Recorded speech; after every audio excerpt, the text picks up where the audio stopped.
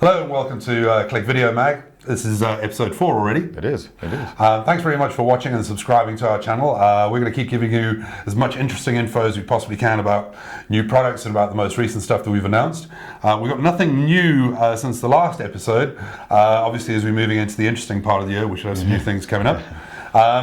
What we've got to talk about today, we're going to talk about EOS 6D. You're going to... EOS M, everything you can put on the EOS M. There's quite a variety you've got down there. We'll talk about that in depth.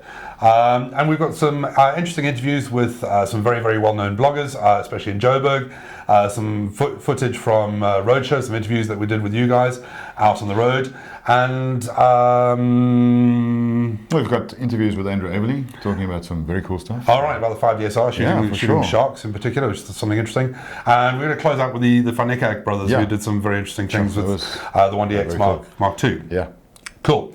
So we're going to start off first with our highlight story, which came as a bit of a surprise. It's about Iron Maiden, the big heavy metal band, one of the world's biggest, most well-known heavy metal bands. They did a tour to South Africa recently. What most people don't know is the lead singer Bruce Dickinson's commercial pilot. He's got his full license for 747s and 757s, all that lot. But what they do, they charter an airplane and they travel around the entire world with their own branded airplane. And they call it Ed Force One. The main character out of Iron Maiden's album covers is this big skeleton dude called Eddie. And Ed Force One is one of those aircraft you have to shoot. If you're an aviation photographer, and I know it's a big thing for you, Air Force One is obviously the #1 aircraft you want to shoot, but Ed Force One's second on the list. And Ed Force One happened to be in Cape Town. So I got a phone call on Wednesday night from one David Devo at Oosthuizen saying, hey, I'm backstage with Bruce Dickinson. He wants to do a shoot with Ed Force One up against Table Mountain.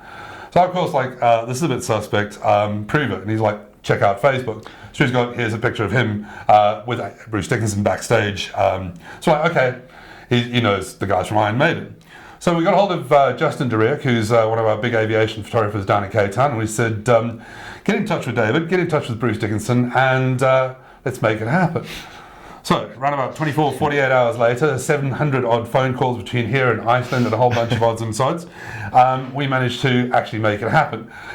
Justin Durrant, David Oosthuizen, a guy called Andre Krunewald, who's the pilot for the camera ship, they all got together, did a big briefing with Bruce Dickinson, the rest of the band, the other pilots. They spoke to air traffic control. The people who actually own Ed Force One, it's a company called Atlantic Air in Iceland, had to get management approval from them to make this entire thing happen. So we were fortunate enough, we were going down to Cape Town on roadshow, so we decided we'll get involved as well. So we sent Abri to Signal Hill with some big ass lenses, the 500, 600 millimeter lenses there. And I grabbed some video cameras and jumped on an airplane with Justin Durrant out of Stellenbosch Airfield. Can't think of a nicer location out here at Stellenbosch. Best airfield in the country. It's beautiful. Have you got enough gear there? Let's have a quick look, see what we've got. We've got a 1DX, a 1DX Mark II, 24-105, 70-200, 2.8, and a 300mm 2.8 just in case. Alrighty. And we're about to go and shoot Iron Maiden. We're shooting Ed Force One, a 747-400 out of this. So that's going to make it a real challenge, but let's see what we can do. And right now, nobody else other than us kind of knows about this. Well, we're supposed to know about it, but I think the word's out there. Yes. It's quite an exciting feeling, yeah? It is. It is. You know, it's a big shoot, and it's just about getting that one shot. So there's a bit of footage we're going to show you of what actually happened, but suffice it to say that little aircraft was very little, having a small propeller-driven aircraft trying to catch up with 747 with 4 jet engines. The difference in speed is, a couple of 100 kilometers an hour. Am I right? Yeah. It's quite a difference in speed, and you also picked up some turbulence.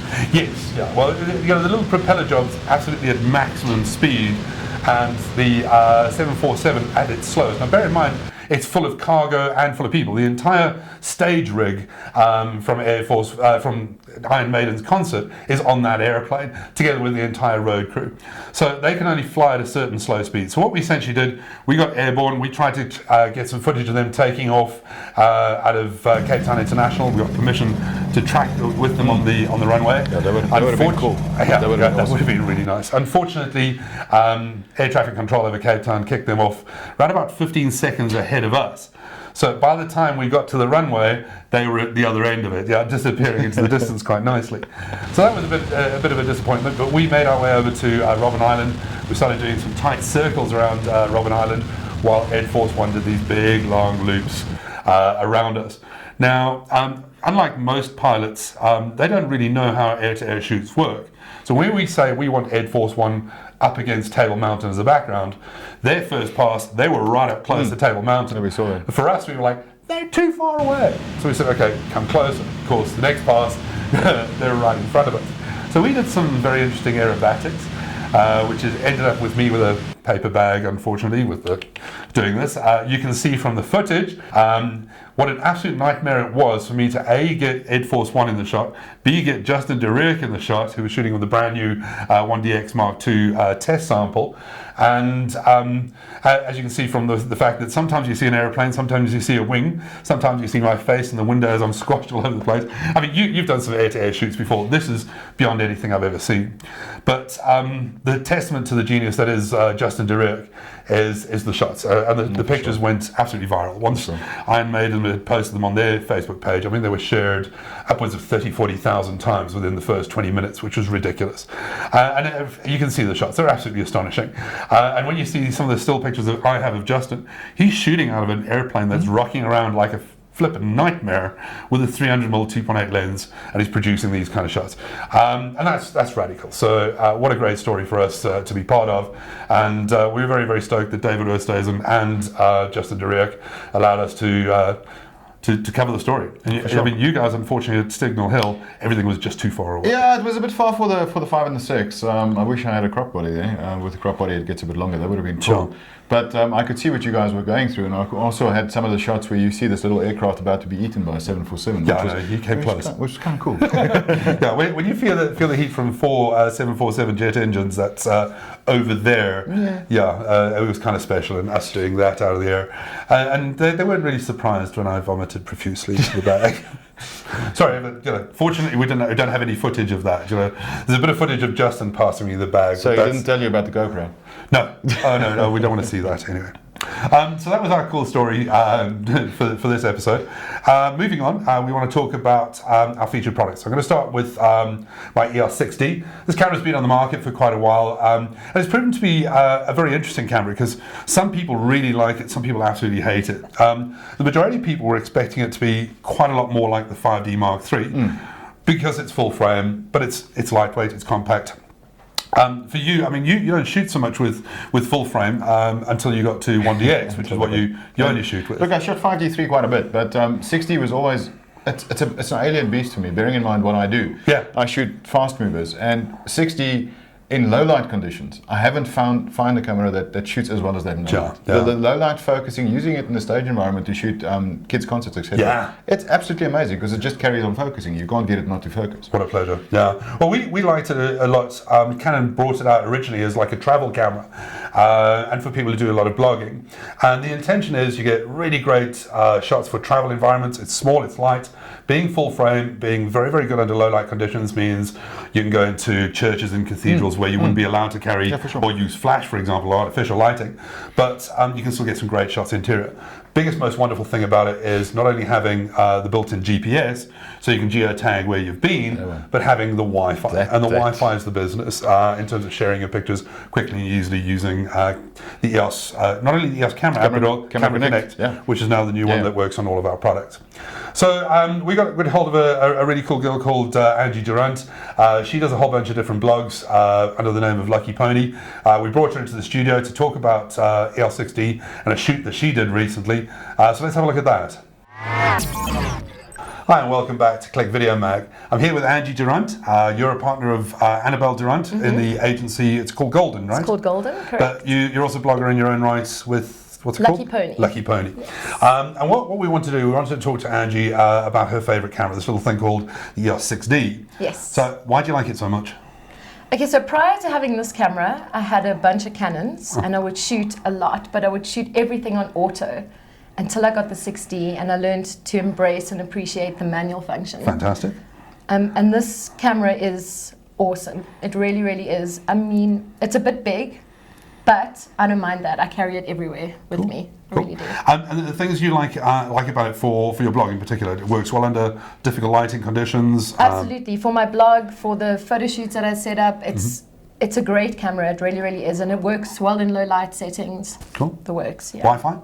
Wi-Fi is awesome. Okay. It's so important. Yeah, so glad it has you're sharing on the spot. Yes, absolutely. Cool. Well, one of the reasons why I wanted to get Angie in here, we saw some pictures of a shoot she did recently, and I was immediately fascinated. I was like, I want to know how to do this. And we've got a couple of these pictures going to be rolling while we're talking. Yes. But what was the inspiration behind this shoot? Well, I got briefed by Skagen, which is a Denmark watch company, and they wanted a campaign with a series of images that represented their starry, starry night range. Interesting. And we could come up with anything we wanted. Right. So I didn't want to do your typical, like a girl wearing a watch in front of, holding it up in front of her face or anything like that. I wanted to come up with a concept that was romantic and a little bit dark. So I decided to have people floating.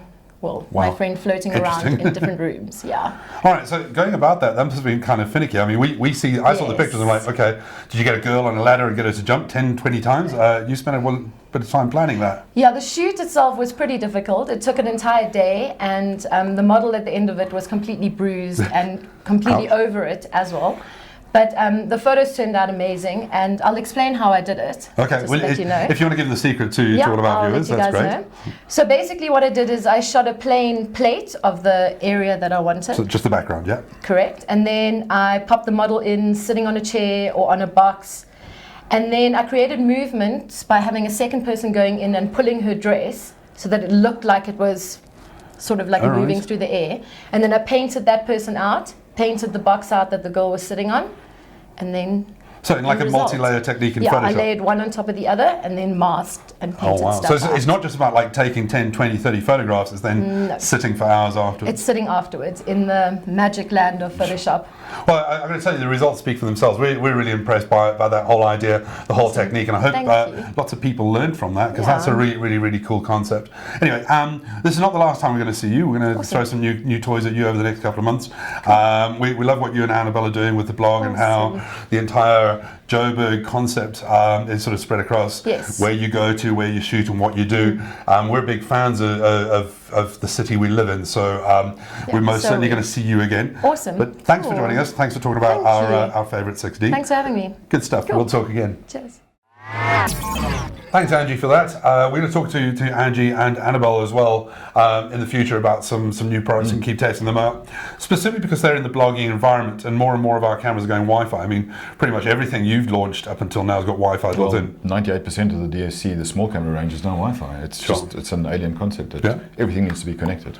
And not only in terms of stills photography, but video capability. Video as well, yeah, for sure. Being able to share video via Wi-Fi is quite a big thing. I think it's a lot of it's being driven by the fact that you can now post videos on Instagram. Yeah. We know that social media drives photography, but it's now also starting to drive videography as well. Yeah, which is fantastic. And the video capabilities not only with Instagram, Facebook, but YouTube. Obviously, we love YouTube.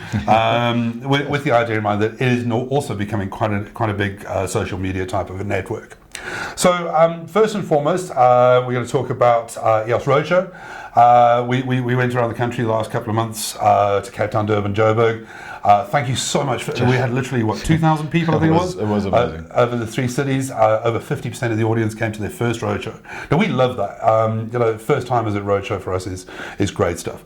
So we took a video camera down there, recorded a couple of interviews with people just having come out of the show. What do they think? What do they like? Let's watch a couple of those interviews now.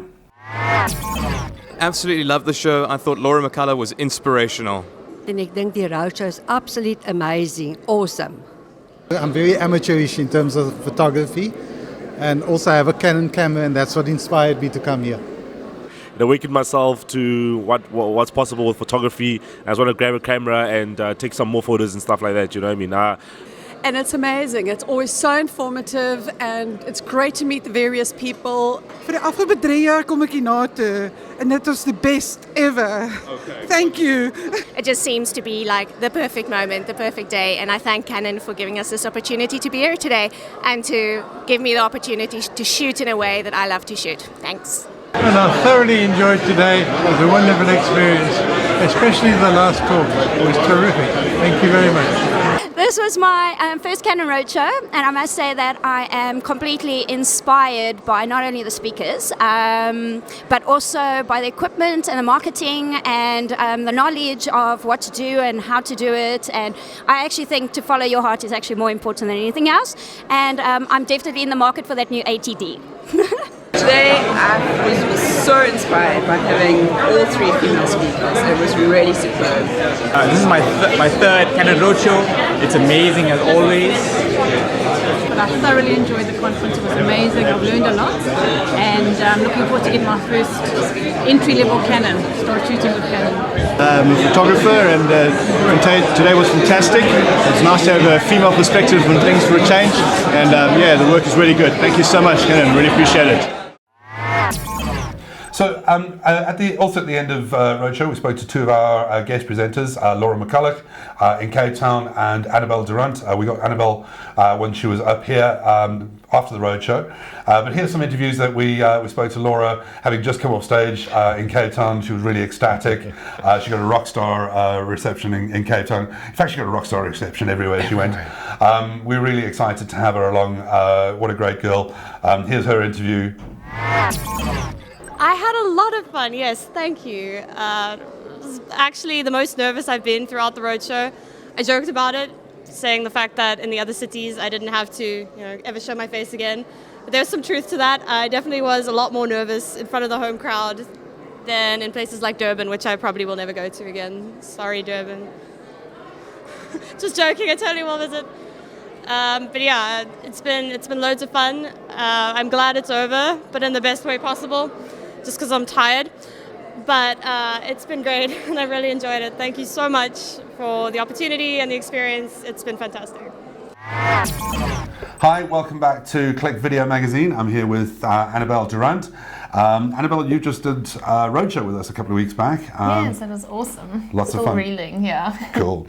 Thanks for joining us for this. I just want to give you a little bit of a, what did you think and how did it go and that kind of story. And then we're going to talk about this little baby very, very briefly.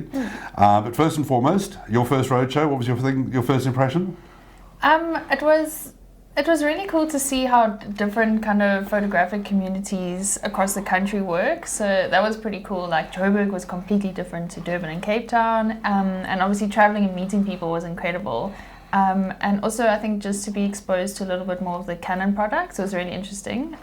So yeah, it was amazing. I loved it. Good. Well, we've had a bit of the survey responses already, and overwhelmingly people liked your approach to photography, that it wasn't just all about the technical aspects, which so many of our presenters have done in the past, but the fact that you came about telling a story. Cool.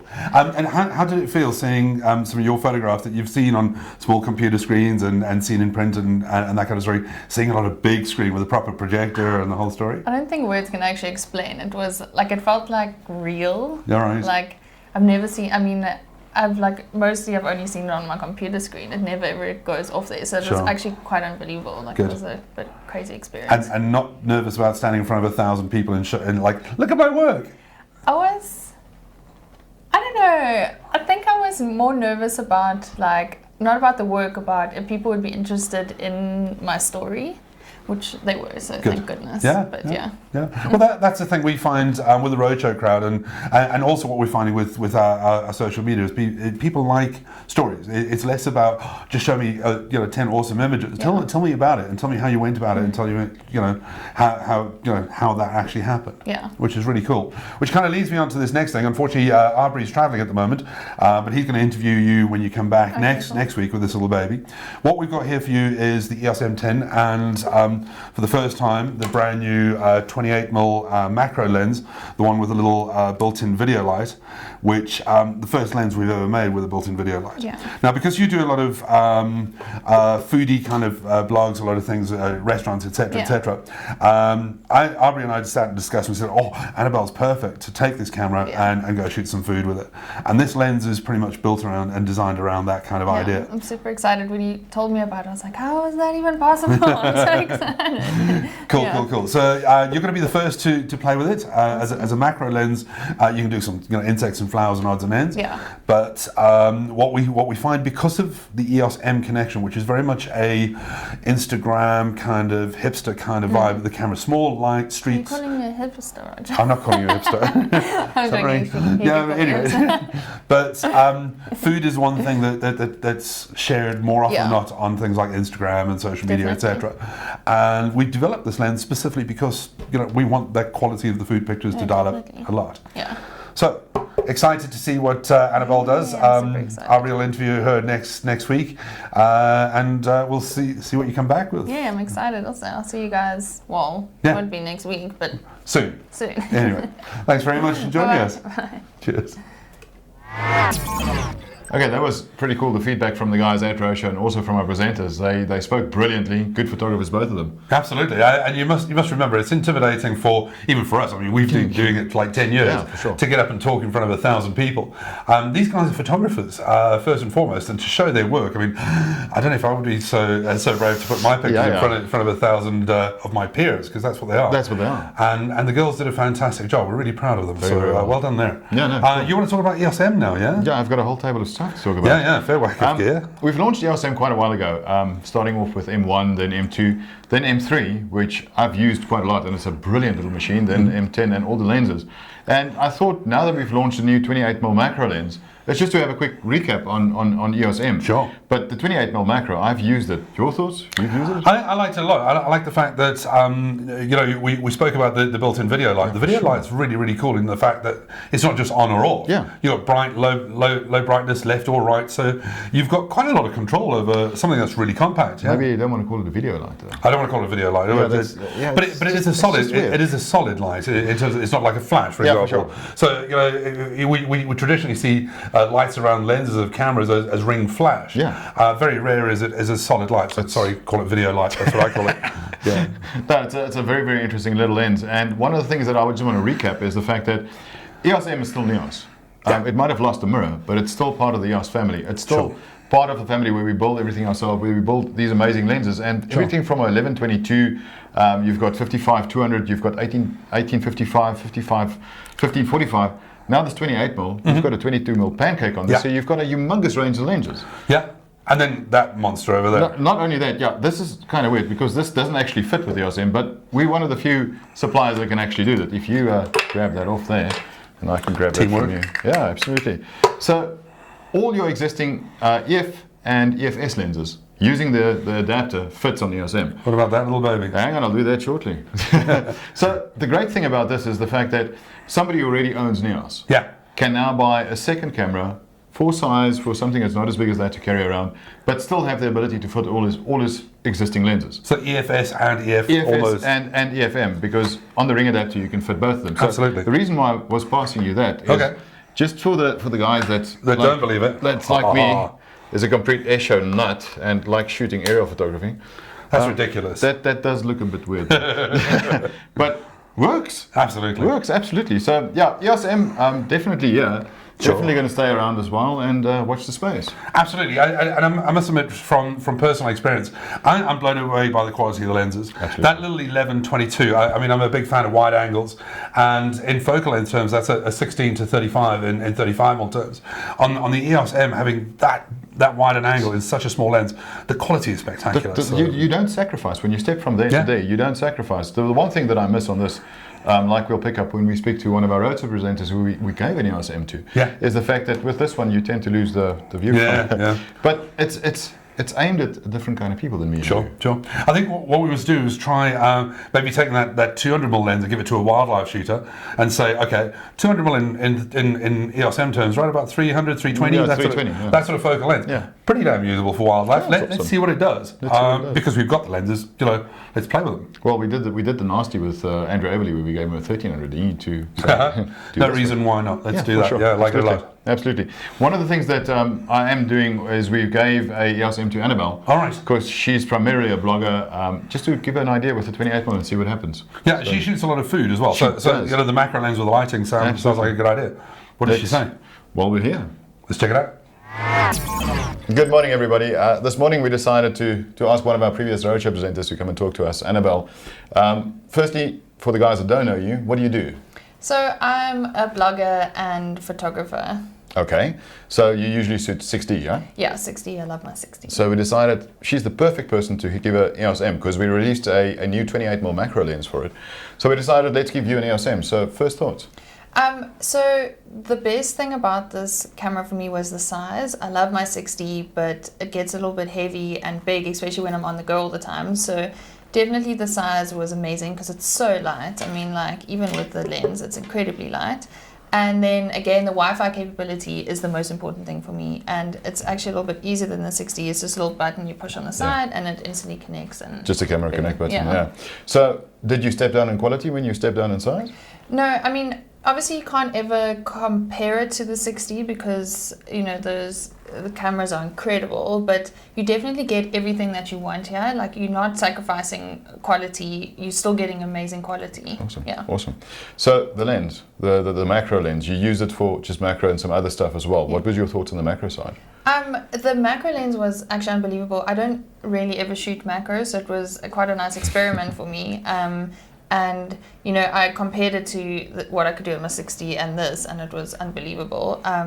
We were just playing around with it a little bit before we started the interview, and like we were up close on this pattern, and it was sharp, sharp, sharp. Like I've never actually seen anything like that, so very cool. Awesome, and for the first time ever, we've put a light in the front of a lens.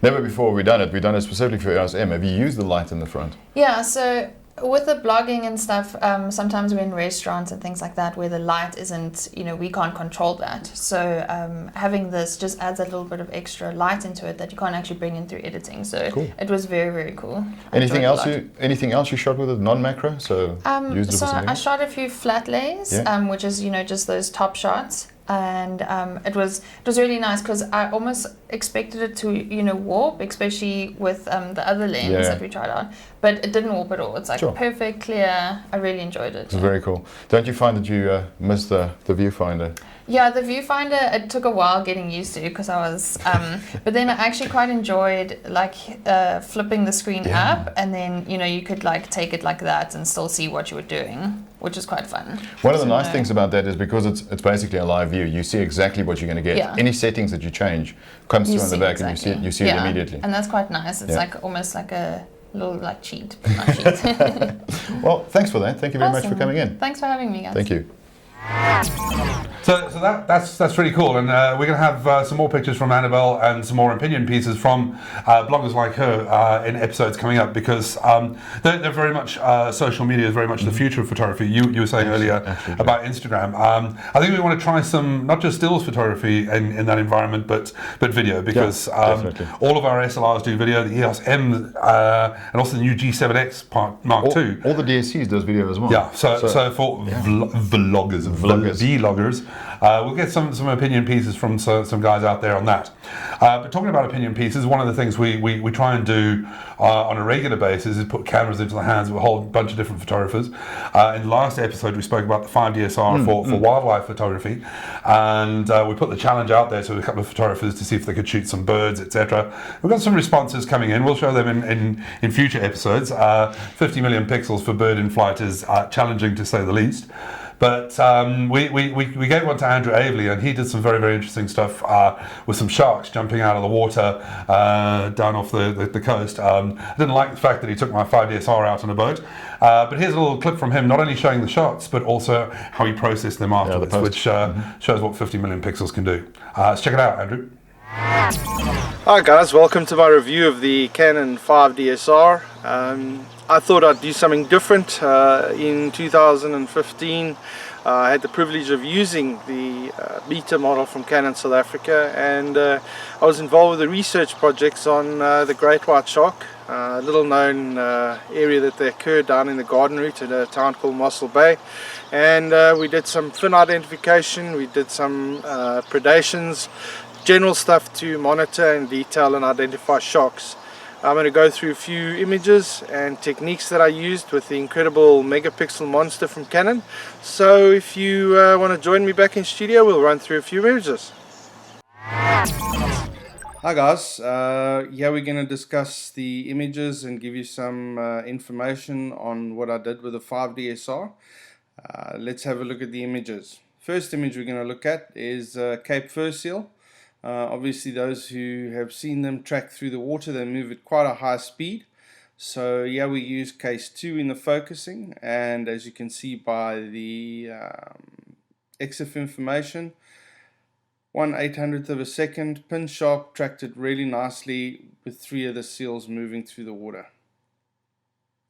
Second image, just a grey-headed gull, nothing fancy, but you can see shot with a converter, f8, nice fast shutter speed. This was calling all pockets, as I like to use the zone focus system, and it was on case 1. Very basic, I use case 1 for 90% of the time. First picture of a breaching shark. Yes, I know some people dislike the decoys that are used, but this is done purely for research. As you can have a look, backlit, early morning, very high shutter speed, pin sharp. Focusing picked it up pretty quickly. Main purpose for the use of the camera was actually in close quarters with the sharks. So if you can have a look at this fin, on the left hand side of the fin you'll see some cutout marks. We used the zoom function at 200% to be able to get a more clearer picture, and they actually use these to ID various sharks if they don't have any obvious markings which can show which individual it is. The next set of images is going to show you the burst and the tracking of the camera, which is pretty spectacular. This is a small young white shark. There's no ledge or deep area for these animals to predate from, so they come from an even depth of about 13 meters around Seal Island. So they're pretty incredible to get this kind of velocity and smash the decoy. So let's have a quick look at this sequence of images. Really nice vertical. Keeps rolling. So the 6 frames a second is not bad at all. And then obviously we had to catch a minion with DeWalt the decoy. Hope you enjoyed looking at those images, and thanks very much again. Thanks for that, Andrew. You'll see quite a lot of stuff from Andrew Aveley on a regular basis. We're going to dial up the quality of the. He's got a little handy cam at the moment. Yeah, we need to make a plan. We need to get a better microphone to him and a better camera. So we'll be working on that. Andrew Aveley does a whole bunch of stuff for us from a workshop point of view, etc. So I'm going up to Madikwe next week. Very, very lucky to do some stuff with a place called Jackie's Lodges, and specifically because they've built an underground hide level with a water hole, and they've kitted out a whole bunch of sort of tripod gimbal heads with 7D Mark IIs and 100-400 Mark II lenses, specifically for guests to come in and touch and try and shoot with that. Now that leads us very much into our next episode. Next episode we're going to do the ultimate cameras for outdoor photography in South Africa, and not only my absolutely amazing 7D Mark II with 100-400, but your utterly astonishing SX60. SX60. The zoom on that? Long zoom. You've got about maybe 2,000 mils of zoom on that. But in a tiny little package. Compact body, it's just a little bit bigger than that. So those two things we think are pretty outstanding. Not only from an amateur starting to get into photography with the SX60, having a lot of zoom to play with, not just in the wildlife context, but also sports action, etc. And then what I think, and I'd love to be the only person who thinks this, but most certainly I'm not, the 7D Mark II with 100-400 Mark II. Sure. Pretty much every single person we've spoken to, from bird photographers like Trevor Hardacre, sports action photographers, the people we saw at the air show recently, 7D 200-402 was the best combo for that. So it was actually quite amazing. We went to the air show and we took all the big whites. Yeah. We took 400, 500, etc. What did people come in and ask? Can I have a 72 and 100-400? Because I want to try it out. It's a great combo. That's amazing. So we're going to have some cool opinion pieces on that. And as I say, Jackie's Lodge is one of the first to put them into an underground hide. There's a couple of other people who've put them into hides in various game reserves around South Africa. So we're going to see some of those things. But out of interest, what Jackie's has just launched is a new thing called a kids safari, a kids photographic safari. And it's hosted by Andrew Aveley. And we're going up there next week with a whole bunch of kids and putting them on the back of the Land Rover. 4 of the kids are shooting with a 7D2 with a 100-400. 2 of the kids are shooting with SX60. Sure. So let's really just put these things to the test. These are the greatest cameras for wildlife. Let's see how good Andrew Aveley is as a teacher, and let's see what this place looks like with those particular cameras in anything from sort of 7 to 13-year-old kids on a kids safari. And I wish him luck. I'm going to be on a separate Land Rover filming this whole thing, so wish me luck getting that story. But that's coming up in the next episode. On the plus side, there's a very good chance that we'll have a little competition together with Jackie's Lodges in the next issue to tie in with this. It'd be nice to give away some nice prizes for a change. So look forward to that in the next episode. So in closing, one last thing we want to do on the wildlife theme. There's two guys that we met a couple of years back, Anton and Daryl van Nikkak, and they're quite funny people because they're in the film industry, but they shoot an enormous amount of stills as well. And we were really excited for them to try out the 1DX Mark II. They were keen to try out the 1DX Mark II, and they put this little video together for us, which was kind of amusing, especially because of the super slow-mo. They shot that camera at 100 frames a second, which is quite scary for wildlife, quite interesting for wildlife.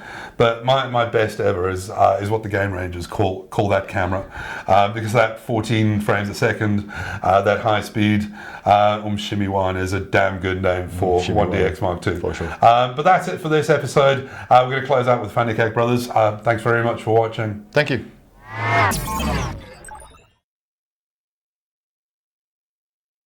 Hi, my name's Anton van Nikkak. Hi, I'm Daryl van Nikkak.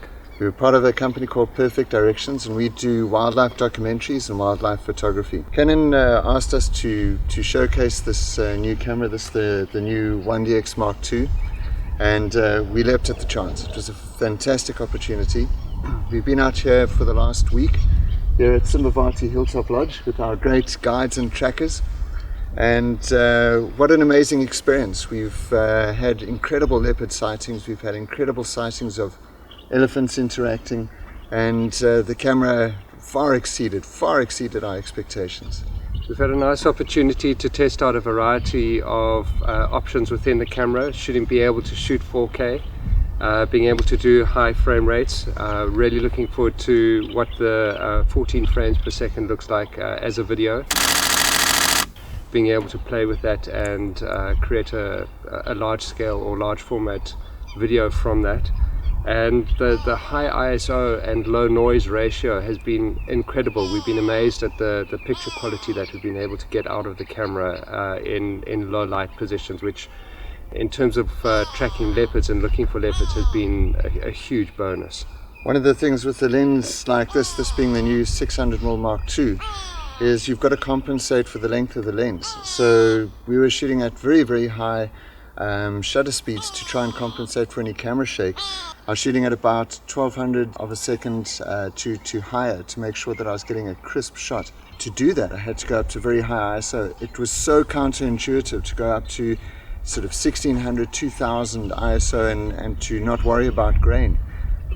The pictures have been staggering. And then they're now out here in the lodge. They call this from Shini Wam.